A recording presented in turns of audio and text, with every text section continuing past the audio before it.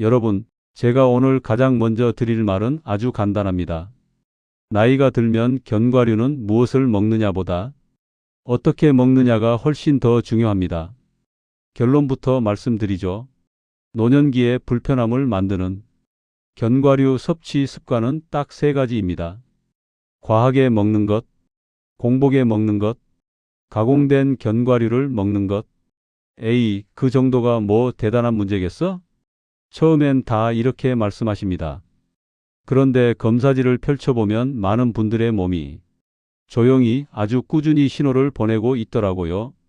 그래서 오늘은 이렇게 시작하고 싶었습니다.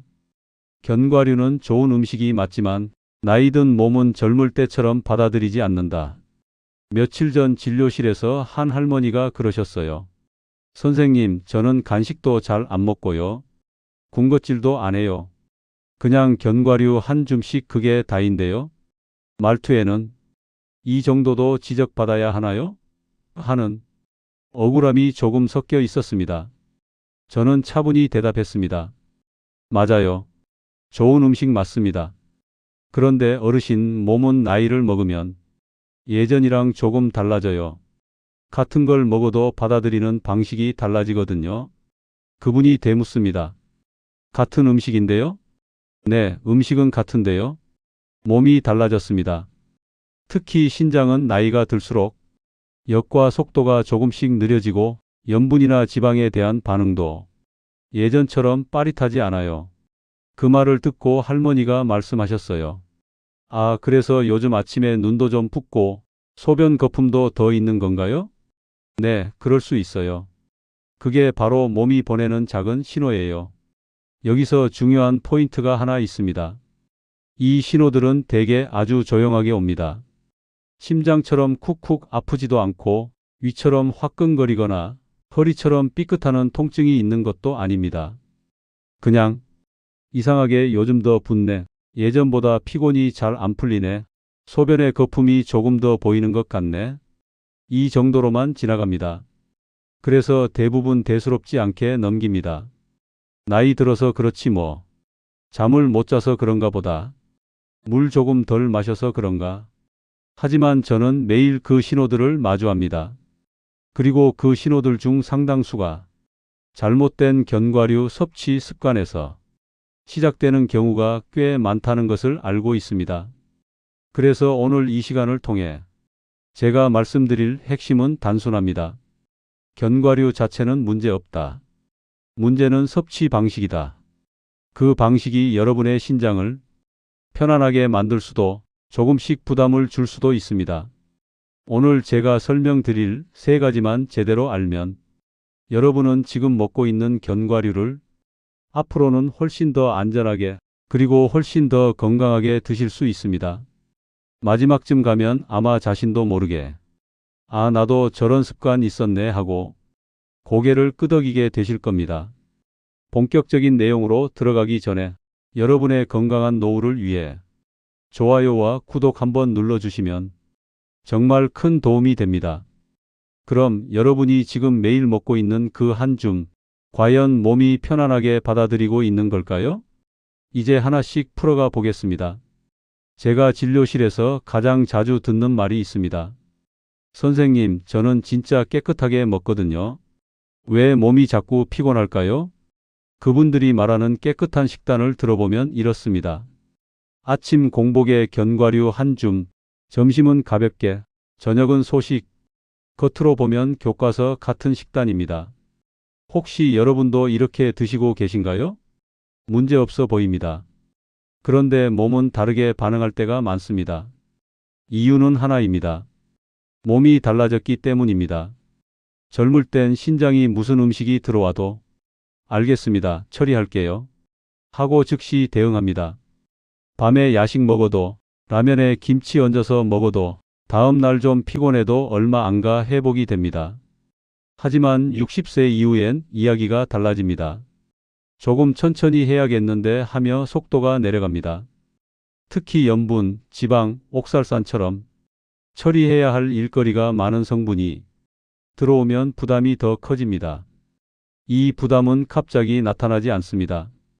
아프지도 불타는 증상이 생기지도 않습니다. 아침에 눈이 조금 붓고 양말 자국이 쉽게 남고 소변에 거품이 보이고 몸이 묵직하고 피곤한 정도죠. 여러분도 혹시 이런 생각해 보셨나요? 밤에 자주 깨서 화장실 다녀오게 돼요. 예전보다 피곤이 덜 풀려요. 검사하면 늘 나이치고는 괜찮다고 하는데 나는 영 몸이 무겁네요. 이럴 때 저는 한 번쯤 지금 먹는 방식이 예전처럼 편하지 않습니다. 라는 몸의 메시지로 받아들입니다. 그래서 환자들에게 늘 이렇게 말합니다. 견과류가 문제가 아닙니다. 먹는 방식이 지금의 몸과 맞지 않는 것뿐입니다. 견과류는 심장에 좋다. 맞는 말입니다. 저도 환자들에게 권할 때가 많습니다. 하지만 신장의 입장은 조금 다릅니다. 심장은 좋은 지방을 좋아하지만 신장은 좋은 지방이든 나쁜 지방이든 처리해야 하는 양이 많아지면 부담을 느낍니다. 나이가 들면 신장이 음식을 받아들이는 속도가 느려지기 때문에 예전에는 아무렇지 않았던 한 줌이 지금은 좀 무거울 수 있습니다. 여기에 문제가 하나 더 있습니다. 바로 공복 섭취입니다. 공복에는 흡수가 훨씬 빠르게 일어납니다.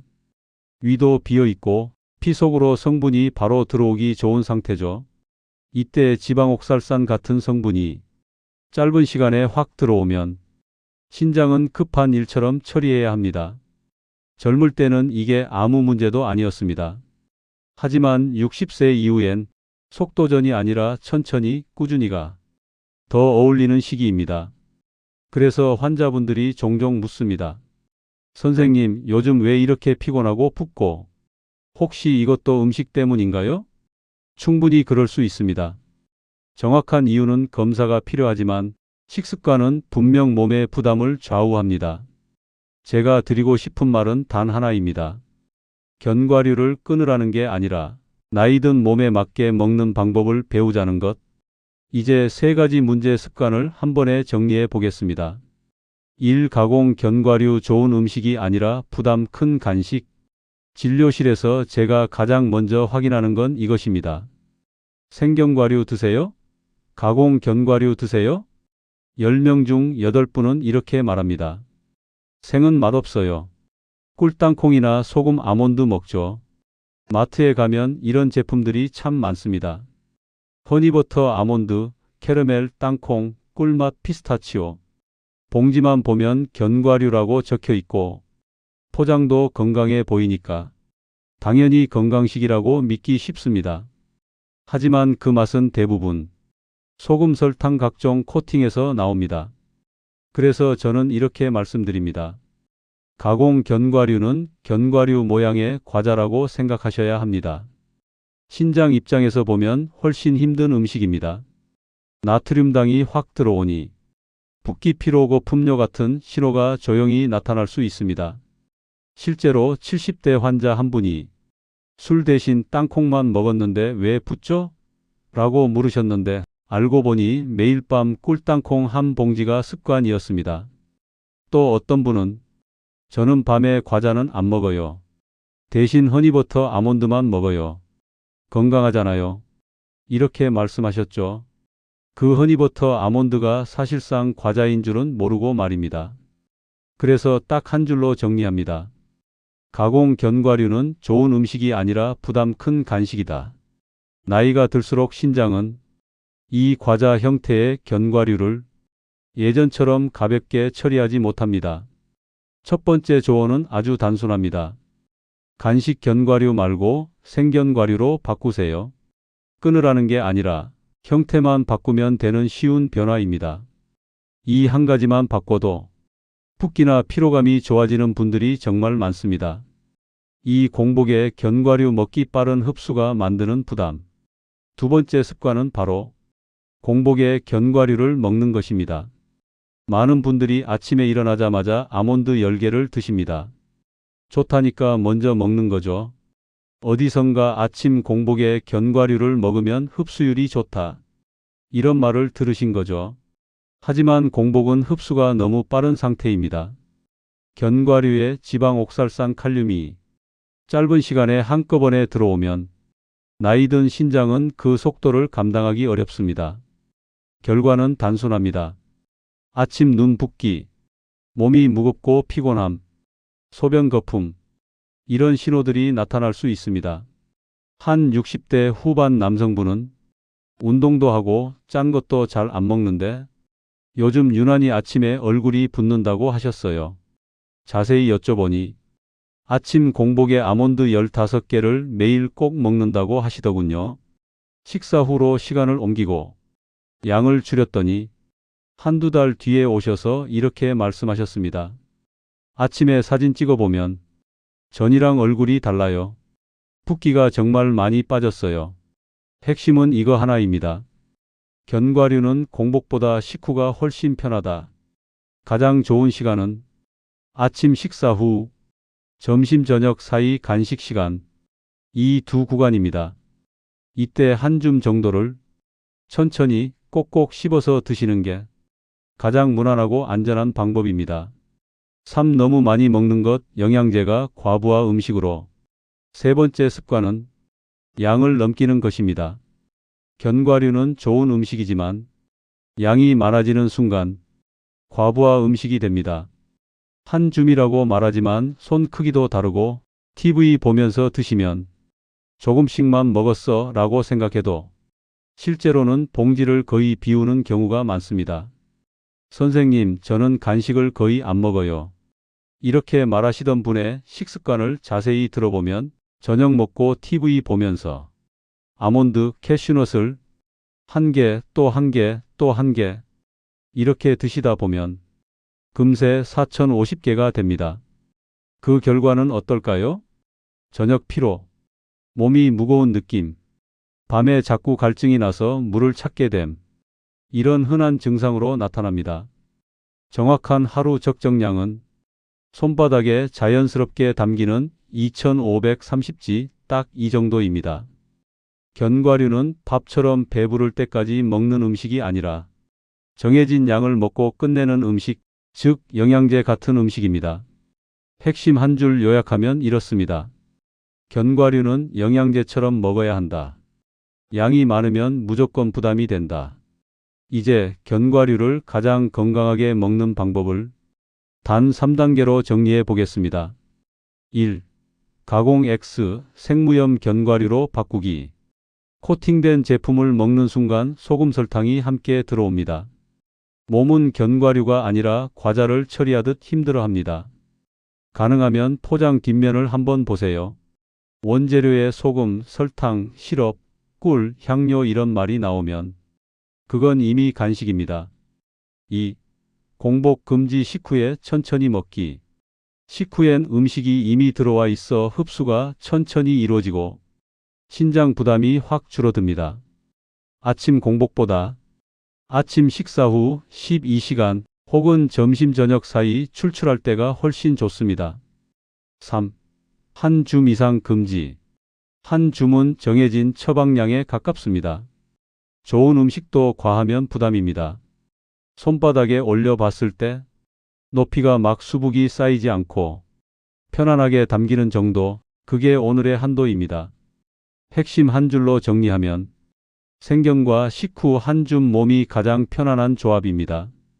마지막으로 내가 어디에 해당되는지 간단히 체크해 볼까요?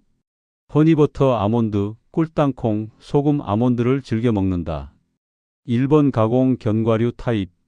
아침에 일어나자마자 바로 견과류를 먹는다. 2번 공복 섭취 타입. TV 보며 한 개씩만 하다가 한 봉지를 비운다. 3번 과량 섭취 타입. 세 가지 중 하나라도 해당된다면 습관을 바꾸면 호전될 여지가 크다는 뜻입니다. 너무 걱정하실 필요는 없습니다. 약을 바꾸는 것보다 습관을 바꾸는 게 훨씬 안전하고 생각보다 효과가 빠릅니다. 이제 마무리로 오늘 내용을 세 줄로 정리하겠습니다. 1. 코팅된 간식 견과류는 생무염으로 바꾼다. 2. 공복 섭취는 피하고 식사 후로 옮긴다. 3. 한 줌 이상은 절대 넘기지 않는다. 이 세 가지만 지키면 견과류는 오히려 노후 심장 건강, 혈관 건강, 뇌 기능, 피부 건강을 지켜주는 훌륭한 식품이 됩니다. 결국 핵심은 이것입니다. 나이 들수록 음식은 양보다 방식이 더 중요하다. 견과류는 끊어야 할 음식이 아니라 방법만 바꾸면 평생 함께 갈 수 있는 좋은 친구입니다. 오늘 이야기 꼭 기억해 주세요. 이 영상을 듣는 당신이 내일 아침 좀 더 가볍고 소변이 더 맑고 몸이 덜 피곤해졌다면 그건 당신이 이미 변화를 시작했다는 뜻입니다. 앞으로도 여러분의 건강한 노후를 위해 가장 현실적이고 정확한 지혜만 드리겠습니다. 좋아요와 구독은 여러분의 건강을 위한 가장 쉬운 투자입니다. 오늘도 함께 해주셔서 감사합니다. 늘 건강하시길 바랍니다.